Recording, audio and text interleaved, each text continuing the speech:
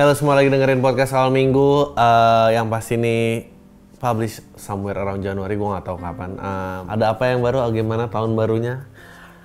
Apakah kalian membuat resolution yang tidak akan terwujud itu? Gue mau sedikit SJW.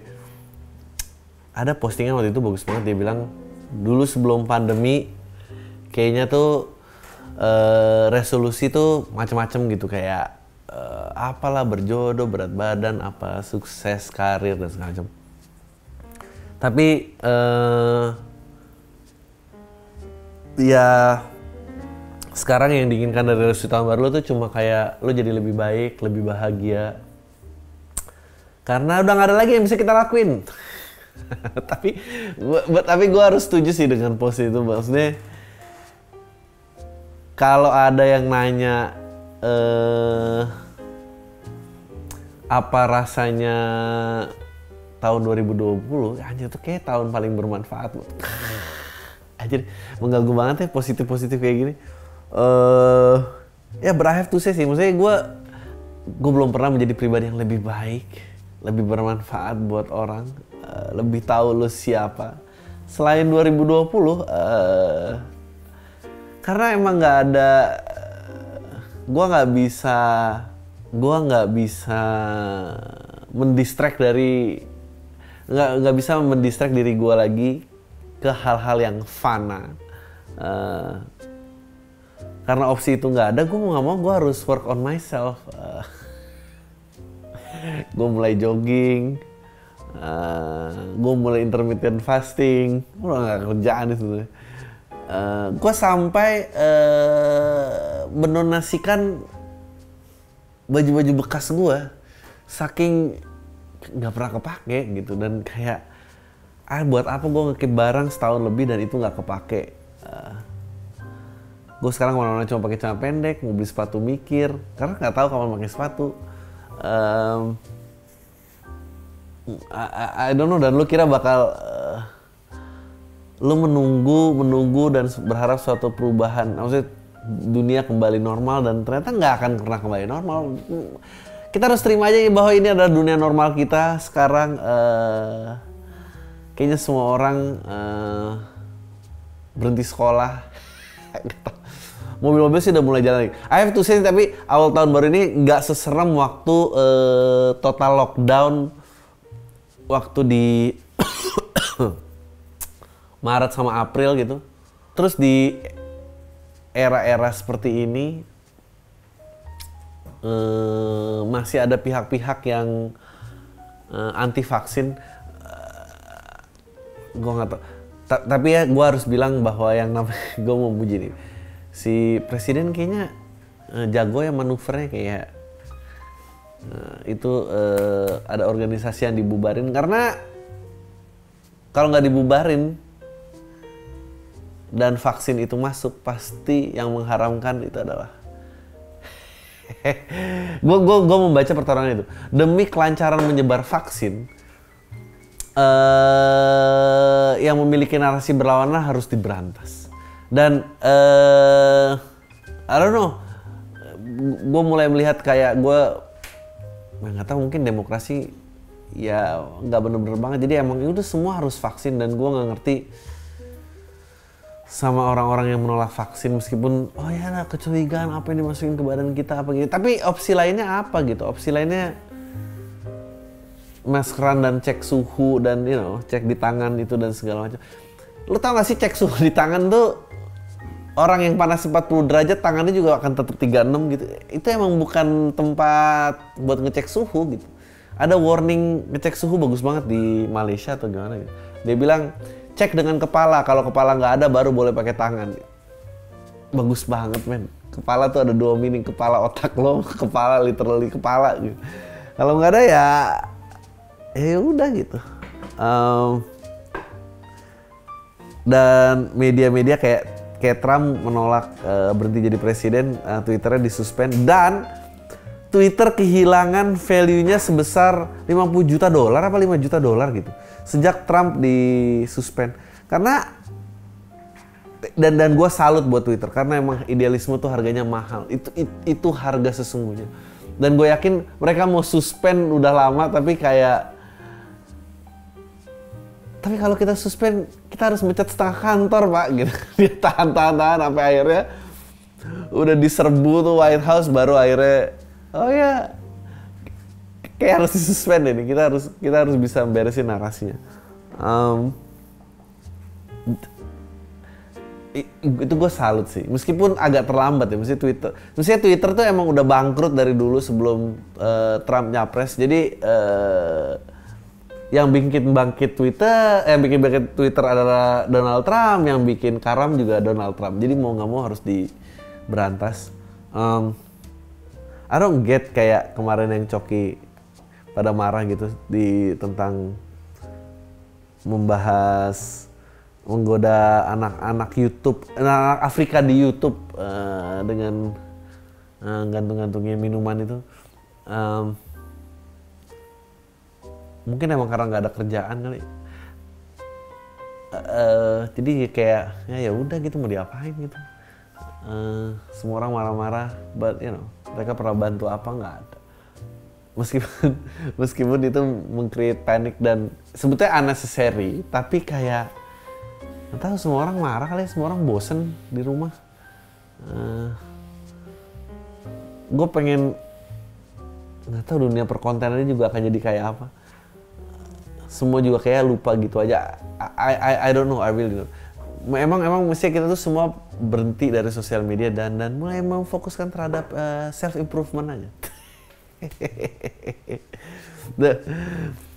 Gue kemarin sempet IG story gitu kayak tentang orang-orang yang self love apa dan segala macam. Yang bermasalah dari orang-orang yang mengusung self love itu orangnya sangat dicintai, maksudnya dia punya pasangan yang baik, dia punya keluarga yang baik, dia punya teman-teman banyak. It's very hard to believe kalau pengusung self love itu dikelilingi orang-orang yang dia cintai gitu.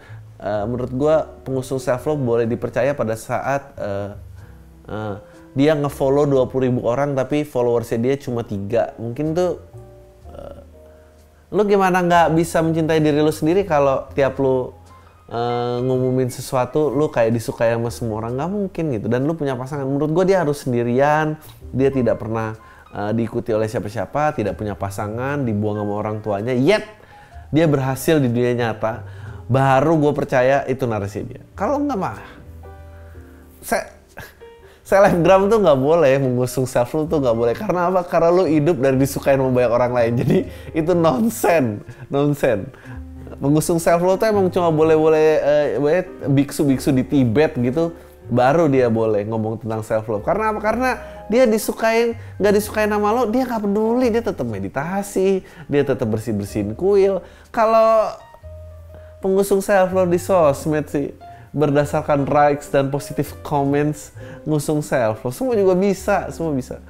Paling ntar pada meskipun itu nggak menjamin bahwa orangnya beneran mencintai dirinya sendiri ya. Bisa aja kamera mati dia nangis di pojokan.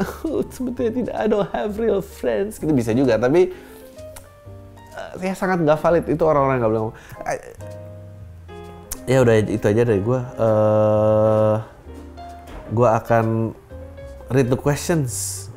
Gue umur 24 bang, tapi gue masih takut ambil keputusan. Contohnya sekarang gue bingung bagaimana cara bilang ke ortu gue udah gak kuat di Jakarta, ingin tinggal di kampung. Capek bang ngejar orang bilang hidup mapan, padahal gue bisa rasa hidup dengan damai di desa lebih buat gue bahagia daripada pakai mobil tapi tiap bulan pusing mikirin servis dan perintilan lainnya. Mending kalau udah lunas juga ya, gue kuliah sambil kerja. Tapi karena covid ini gue udah kelimpungan cari dana buat bayar semesteran. Udah semester akhir padahal. Mungkin juga yang bikin gua pindah balik kampung tekanan cepat lulus biar jadi PNS dan kerja di BUMN yang bokap gua masih banyak kenalan di sana. Ini jadi makin kuat karena gua malas ngelarin kuliah. Gua bokap cuma bisa kasih tekanan yang sesekali bilang kalau butuh uang jangan pinjam ke orang, nanti utang makin banyak. Tapi giliran minta karena kondisi gini dia bilang nggak ada duit. Gua minta duit pas bokap gua lagi bikin rumah sih.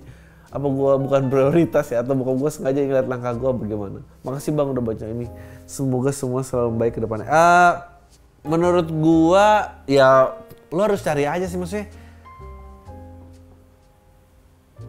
Ya kalau nggak, gue nggak bilang semua orang harus di Jakarta, tapi kalau di kampung juga nggak, lu tahu jalannya nggak? Kalau nggak tahu jalannya lu di sini lah. Maksudnya udah tinggal semester terakhir, masih tinggal segitu-segitu doang, nggak bisa sih. Gue bingung sama orang-orang ngesen kuliah aja nggak bisa. Tapi emang menurut gue betul, nggak semuanya orang sukses dalam hidup itu kelar kuliah. Tapi kebanyakan yang nggak kelar kuliah. Lu emang nggak mampu ngatasin hidup sih gue rasa. Karena hidup berat banget men. Gue kasih tau hidup berat banget. Apalagi kalau keputusan, kalau Chris Rock bilang, people say, orang bilang hidup itu pendek tapi hidup itu panjang men. Apalagi kalau lu ngambil keputusan yang salah, tertatih-tatih men. Kalau langsung mati sih nggak apa-apa, kalau mati aja susah. Mau gimana? Oke, diselingkuhin sama kayak kakek. Hidup lu tuh hancur-hancur banget sih. Oke, diselingkuhin sama kayak kakek. Jadi ini pacaran terlama gue seumur hidup, jalan sekitar 6 tahunan. Kita bertemu satu kantor yang sama. Hingga suatu waktu gue pindah kantor, cewekku juga pindah. Dan si bapak-bapak tua ini tetap di kantor tersebut. Kisah kami berjalan baik-baik dan tahun 2020 gue niatin buat seriusan sama nih cewek. Hingga tiba masa 1 tahun kebelakang ini mulai tercium gelagat yang mencurigakan. Anehnya dia selalu menghapus semua chat di WA, di HP-nya. Alasannya biar memori nggak penuh. Kabar burung mulai bermunculan. Karena teman-teman di kantorku yang lama, cewek ini sering keluar bareng bapak-bapak itu dan boncengan naik motor, dia meluk dari belakang. Ya Allah, selingkuh sama bapak-bapak masih naik motor lagi bapak-bapak.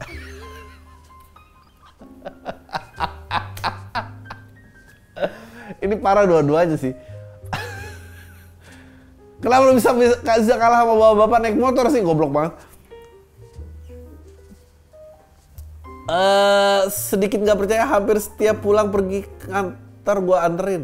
Singkat cerita, gue nge-gap dia ada chat sayang-sayangan antara dia dan bapak-bapak ini. Dan jackpotnya adalah nemu foto mereka pelukan. Fuck lah, selingkuh ya, selingkuh ini dong. Ini bapak-bapak dengan 3 cucu. Edan. Bentuknya juga nggak kayak bentuknya kayak pecahan asbes. Kita kan semua tahu konsep sugar daddy. Nggak penting muka, yang penting harta lah. Ini miskin, sumpah miskin. Alat transportasi paling mahalnya cuma motor Mio butut.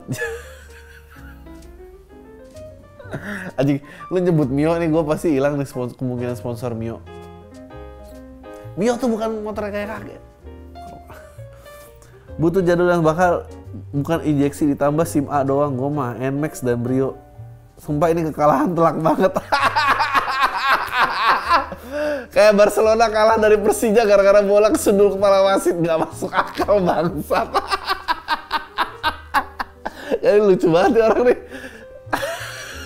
Barcelona kalah dari Persija. Enggak lah, lu bukan Persija, lu bukan Barcelona anjing. Lu juga cuma Nmax sama Brio aja, belagu. Men, makanya ya Brio sama Mio mah ya beti lah. Mungkin jajan unggulan dia, punya dia udah bisa ngasilin cucu 3, mungkin punya lo nggak ada fungsinya, makanya bawa. I'm sorry. Maaf. Gue udah putus dengan cewek ini bang, dia bilang nggak ada hubungan apa-apa antara dia dan bapak itu, tentunya cuma nangis kejar minta balikan. Bapak itu cuma temen curhat aja, nggak lebih, dan frustasi katanya gue kurang perhatian katanya. Mungkin dia juga punya daddy issue, gue nggak paham. Tapi emang buat dia sama keluarganya gak begitu baik. Tapi masa iya mental dia semua gue nanggung apa sih? Bener. You know, gue baru notice ini. Ini salah satu tanda lo in toxic relationship. Dan ini valid menurut gue. Kalau lo mendefine partner lo dalam kalimat ke temen lo, kalimatnya berbunyi seperti ini. Enggak, sebetulnya dia tuh baik. Nah, lo berarti memasuki toxic relationship. Karena kalau dia emang baik, lo nggak pakai kata sebetulnya, men. Lo kalau bilang sebetulnya dia baik, itu 80% rusak, 20% ada kebaikannya. Makanya lo bilang, ya masih ada kebaikannya. Dan jadi kalau lo menilai dia kayak, nggak, tapi sebetulnya dia tuh ada care-care-nya. Lu dari toxic relationship. Karena kalau dia care, kalimat lo akan, nggak, dia orangnya care. Tapi kenapa ya gue gini? Nah itu lain tuh. Anjing, gue jadi teori toxic relationship.